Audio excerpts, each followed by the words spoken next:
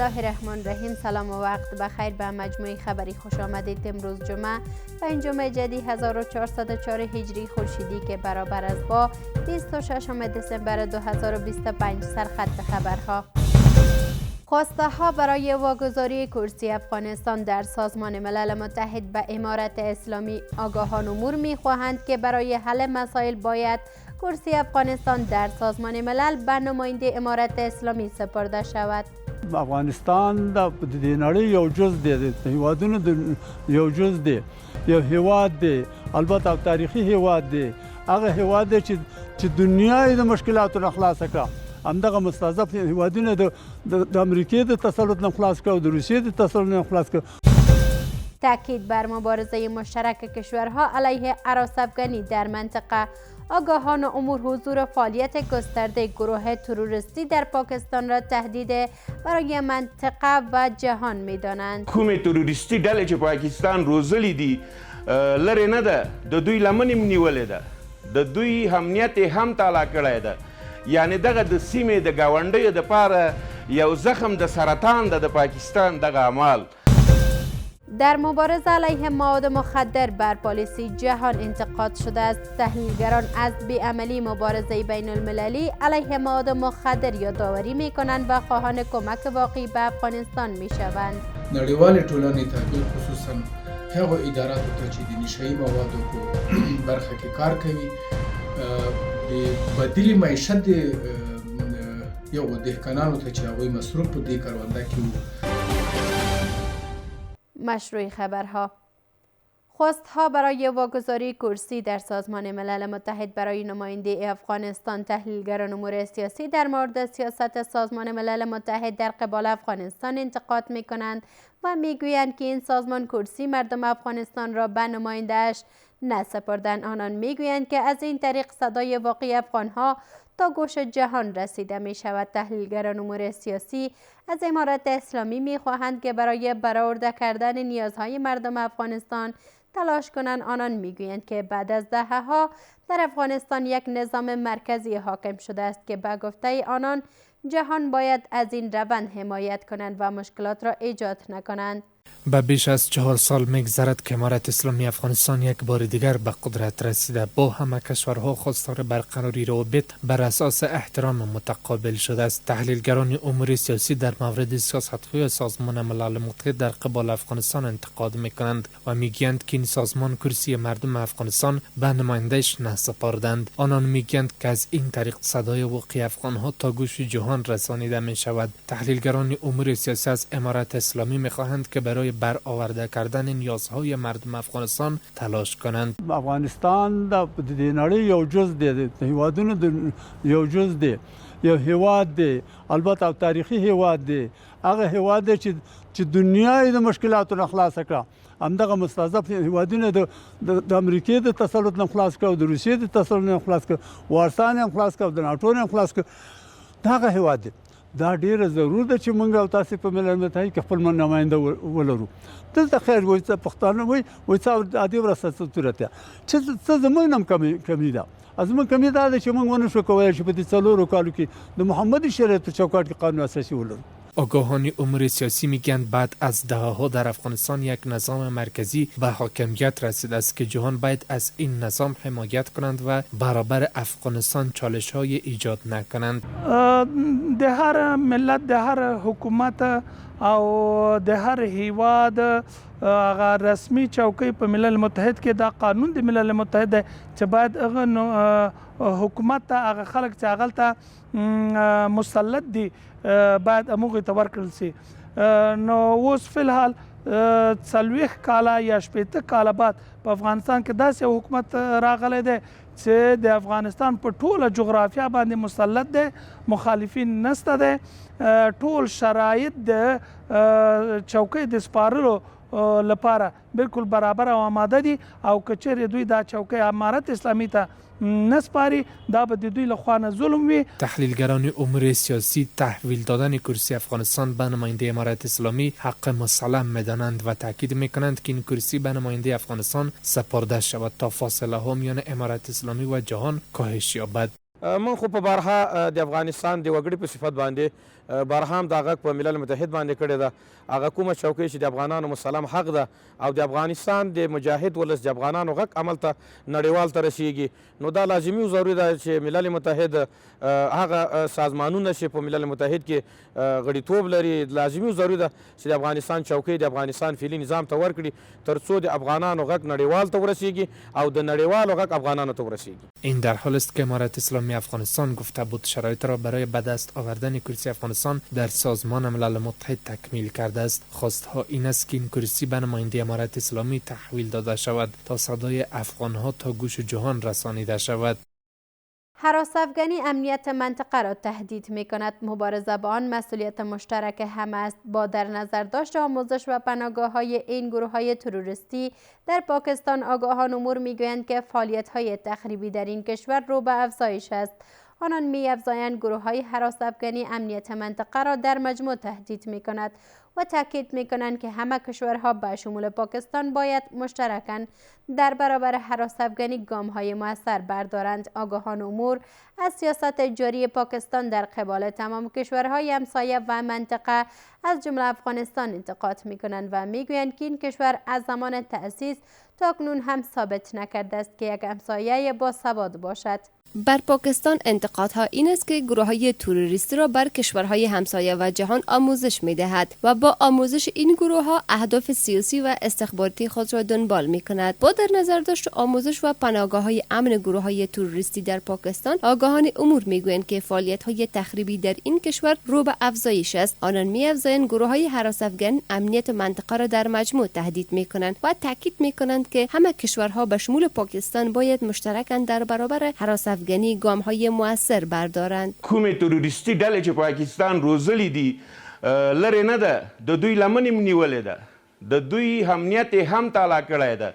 یعنې دغه د سیمې د ګاونډیو دپاره یو زخم د سرطان ده د پاکستان دغه اعمال چې دا د افغانستان په قبال کې لري، د منځنۍ اسیا هیوادونو په قبال کې لري. تاسې وګورئ څه موده د مخې د افغانستان د تاجکستان سره په هغه سرحد کې چې دوی حمله وکړله او هغلته چینایي وګړي ووژل، نو دوی غوښتل چې د دغسې پالیسیو نه د افغانستان هغه نیک نوم، هغه ښه روابط، هغه ښه سوله دنیا ته داسې وروښیي چې بې باوري شي، خصوصا د منځنۍ آسیا هیوادونو ته. آگاهان امور از سیاست جاری پاکستان در قبال تمام کشورهای همسایه و منطقه از جمله افغانستان انتقاد می‌کنند و می‌گویند این کشور از زمان تأسیس تا اکنون ثابت نکرده است که یک کشور باثبات است. آگاهان امور می‌افزایند که پاکستان اهداف قدرت‌های بین المللی در منطقه را دنبال می‌کند و رژیم نظامی این کشور به تمام حقوق بشری مردمش چشم بسته است. حکام پاکستان تا 78 سال همسایه نیک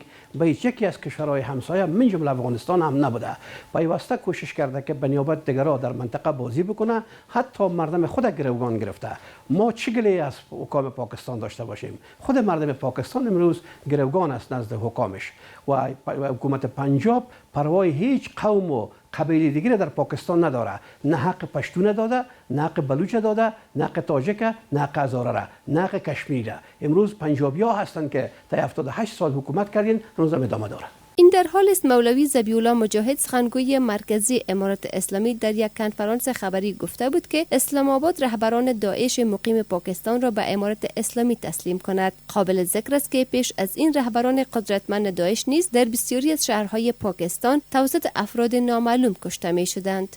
بعد از آن که برخی از سازمان‌ها در افغانستان کاهش کشت مواد مخدر خبر داد، تحلیلگران امور سیاسی در این خصوص می‌گویند که در 4 دهه گذشته نفع زیاد برای قدرت‌های بین المللی می‌رسد، اما قربانیان مردم عام افغانستان بودند. آنان در بخش مبارزه علیه مواد مخدر بر پالیسی جهان انتقاد می‌کنند و می‌گویند به شکل واقعی در کنار امارت اسلامی به هدف مبارزه علیه این پدیده ایستادند. تحلیلگران امور سیاسی میگویند که اکنون در افغانستان کشت استفاده از مواد مخدر در افغانستان به صفر کاهش یافته است. آنان بر پیدا کردن معیشت بدیل دهاقین تاکید دارند. بعد از حاکمیت امارت اسلامی در افغانستان در برابر مواد مخدر مبارزه جدی صورت گرفته است، برای کس اجازه داده نمی شود که مواد مخدر را خرید و فروش کند. قبل از آمدن امارت اسلامی در افغانستان استفاده خرید و فروش مواد مخدر رشد کرده بود که این امر نگرانی های را به بار آورده بود. تحلیلگران امور سیاسی میگویند اکنون در افغانستان استفاده کشت و خرید فروش مواد مخدر تقریبا به صفر کاهش یافته است. تحلیلگران امور سیاسی بر بدیل معیشت برای دهاقین افغان تاکید میکند و از جهان میخواهد در این حوزه از امارت اسلامی به شکل کامل حمایت کند. آنان میگویند اگر در افغانستان از دهاقین افغان حمایت صورت گیرد، بخش زراعت افغانستان تقویت خواهد شد و دهاقین برای کشت مواد مخدر علاقمندی نشان نمیدهد. دا چې د ملګرو ملتونو د موسسې په راپور کې راغلی دي چې د پاموړ کمای راغلی دی.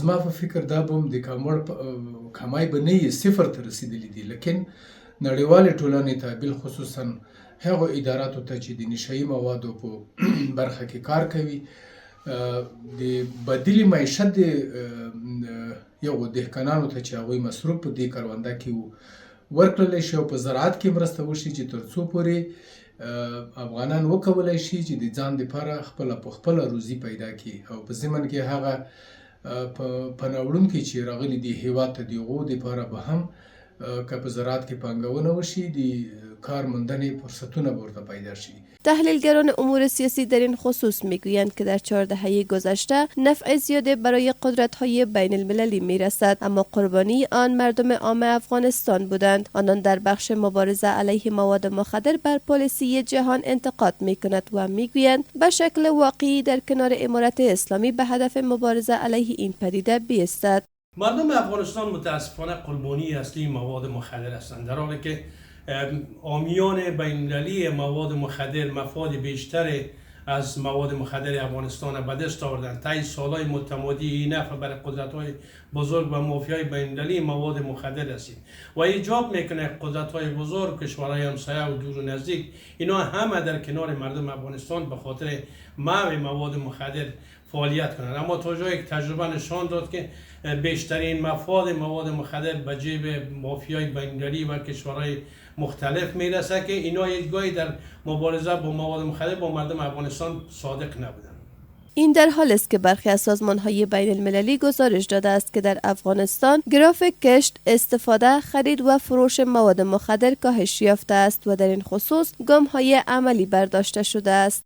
تاکید بر مدیریت آب برای توسعه صنعتی و زراعتی در کشور از سرمایه‌گذاران خواسته شده است که به گفته آنان آب جاری کشور باید مدیریت شود، زیرا مدیریت آب صنعت داخلی زراعتی را به شدت ارتقا خواهد داد. به گفته آنان اعمار بند در دریای کنر آرزوی هر افغان است و افغانها علاقمندند تا در این راه کمک مالی کنند. کمیسیون اقتصادی پیشنهاد تامین آب دریای کنر به بند درون‌تر را تایید کردند که در همین حال آگاهان امور اقتصادی میگویند که مدیریت آب در تولید برق نیز مؤثر خواهد بود.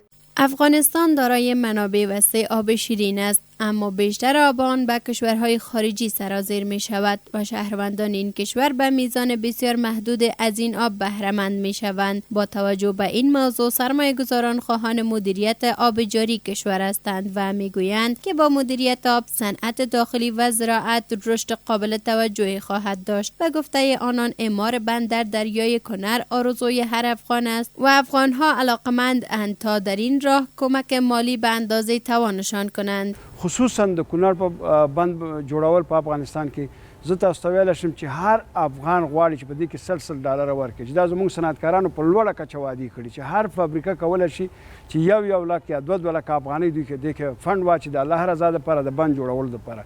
که چېرته مونږ بنیادي بند جوړ کړو نو مونږ کولی شو د صنعت په برخه کې په 100 فابریکې پیدا کړو، مونږ هغه چې په کال کې تقریبا 300 میلیونه ډالر مونږ خارج د صادراتو په برخه کې د وارداتو په برخه کې برق راواردو د هغې په کمبود کې په داخل د افغانستان کې پاتې شي.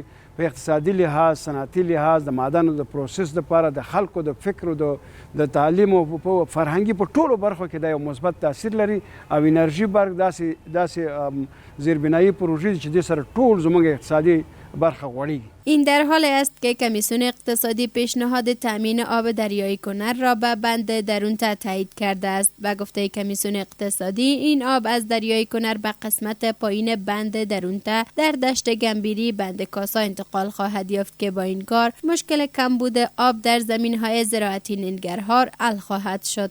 کمیسیون اقتصادی پیشنهاد تأمین آب رودخانه کنر به بند درونتا را تایید کرده است. آب از دریای کنر به قسمت پایین حوزه بند درونتا در دشت گنبیری آب رسانی خواهد شد که با این کار مشکل کمبود آب در زمین‌های زراعتی ولایت ننگرهار حل خواهد شد. در همین حال آگاهان امور اقتصادی میگویند که مدیریت آب در زمینه تولید برق نیز مؤثر خواهد بود. آنان می‌افزایند که نبود برق کامل بخش اقتصادی و صنعتی کشور را به شدت آسیب رسانده است. کونړ مدیریت هدف دا چې زموږ انرژي به په خپل لاس کې وي. تاسو وګورئ چې د انرژي له زیاتوالي سره د افغانستان طبیعي زیرمې یوازې د برېښنا له وجې په ټاپه ولاړې دي. داسې د افغانستان ترانسپورټ نړیوال سایټ کې البته چې نړیوال ډېر فکر دې ته نه کوي چې البته که موږ انډیا هیواد وګورو تقریبا تر 12 میلیارده ډالر دوی عواید لري له ترانسپورټ له لارې څخه.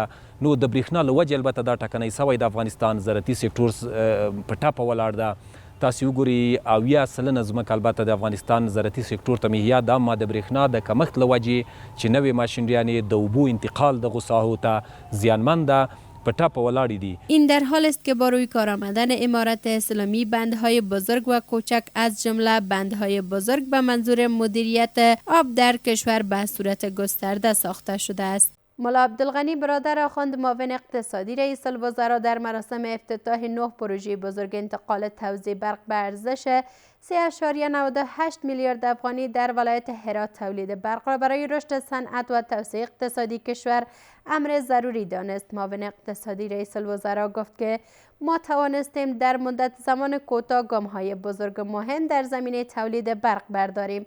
به گفته ملا عبدالغنی برادر آخوند پروژه های بزرگ برق به ارزش بیش از 3 میلیارد افغانی در ولایت هرات در حال اجرا می باشد. برای نخستین بار کارخانه تولید قوطی های آلومینیومی ساخته می شود. سنگ تهداب یک کارخانه تولید قوطی های آلومینیومی روز گذشته در پارک های صنعتی ولایت هرات از سوی ملا عبدالغنی برادر آخوند معاون اقتصادی ریاست الوزراء گذاشته شد. مسئولین میگویند که این کارخانه نخستین کارخانه تولید قوطی های آلومینیومی در افغانستان است که با سرمایه گذاری 120 میلیون دلار در زمینه به مساحت 16 جریب ساخته می شود. به گفته این مسئولین با آغاز فعالیت کارخانه برای حدود 1700 تن هموطنان زمینه کار فراهم خواهد شد. ملا عبدالمنان عمری وزیر کار امور اجتماعی در دیدار با علیرضا بگدلی سفیر ایران در کابل پیرامون توسعه همکاری‌ها و دوجانبه کاری اعزام قانونی کارگران افغان به ایران، تنظیم بهتر نیروی کار، گسترش همکاری‌های مشترک و ویژه بررسی وضعیت مهاجران افغان گفتگو کرد. آقای عمری همچنان گفته است که امارت اسلامی تمایل دارد با ایران در زمینه انتقال منظم قانونی و سودمند کارگران ماهر و متخصص حفظ حقوق آنان در آن کشور ارتقای ظرفیت‌های مسلکی به تفاهم مشترک دست یابد. زمینه تبادل نیروی کار میان دو کشور فراهم شود. از سوی همسفیر ایران در این دیدار گفته است که کشورش آماده است تا در کنار افغانستان از طریق اجرای پروژه‌های مشترک در زمینه انتقال منظم مهاجران و حمایت اجتماعی از آنان همکاری کند. مسئولان شرکت چینی MCC در کنار طرح استخراج معدن بزرگ مس عینک واقع در ولایت لوگر پلان تحقیقات انجام شده درباره حفاظت از ساحات تاریخی و آثار فرهنگی موجود در این منطقه را با مولوی عتیق الله عزیزی معین فرهنگ و هنر شریک ساختند. در جریان نشست مولوی عتیق الله عزیزی معین هنر و فرهنگ ضمن اشاره به اهمیت اقتصادی معدن مس عینک بر ارزش‌های تاریخی و فرهنگی این منطقه نیز تاکید کرد و گفته است که همزمان با استخراج معادن باید به حفاظت آثار تاریخی توجه جدی صورت گیرد و برای جلوگیری از مشکلات اجتماعی تدابیر مشکلات لازم و در نظر گرفته شود. معین فرهنگ و هنر با تاکید بر اهمیت تاریخی افزوده است که حفاظت از میراث‌های فرهنگی باید مطابق قوانین ملی و بین المللی انجام شود. از سوی هم معاون اقتصادی سفارت چین در افغانستان در سخنان خود بر مسئولیت مشترک در حفظ آثار تاریخی تاکید کرده است. در پی آتش سوزی در ولسوالی سیاگرد ولایت پروان 27 رس مواشی بر اثر شعله‌های آتش و دود تلف شدند. این حادثه حوالی ساعت 6 صبح روز گذشته در منطقه دره تنگ رخ داده است. بر اساس اطلاعات اولیه آتش از یک دانگاه نزدیک طویله نگهداری مواشی آغاز و به سرعت به داخل طویله سرایت کرده است. فضل رحیم مسکینیار سخنگوی قماندانی امنی پروان اعلام کرده است که یافته‌های اولیه نشان می‌دهد که اختلافات قومی ممکن است انگیزه اصلی این آتش سوزی باشد. ادامه خبرها پس از رفت و برگشت کوتاه. نرخ اسعار.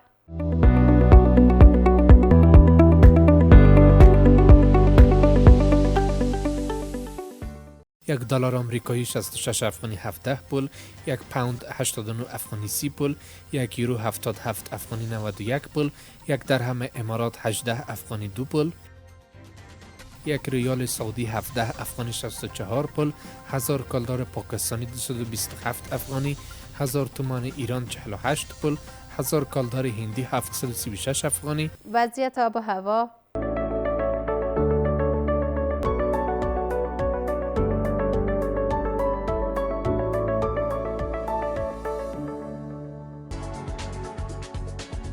کابل آسمان آفتابی بلندترین درجه حرارت 9 پایین ترین 4، جلال آباد آسمان آفتابی بلندترین درجه حرارت 18 پایین ترین 5، مزار شریف آسمان نیم ابری بلندترین درجه حرارت 10 پایین ترین 4، کندهار آسمان آفتابی بلندترین درجه حرارت 15 پایین ترین 1، هرات آسمان آفتابی بلندترین درجه حرارت 13 پایین ترین 2، پشاور آسمان نیم ابری بلندترین درجه حرارت 21 پایین ترین 3. این بود پایان مجموعه خبری که تقدیم شما کردیم. سپاس از همراهیتان. اوقات خوب و خوش داشته باشین. الله نگهدار.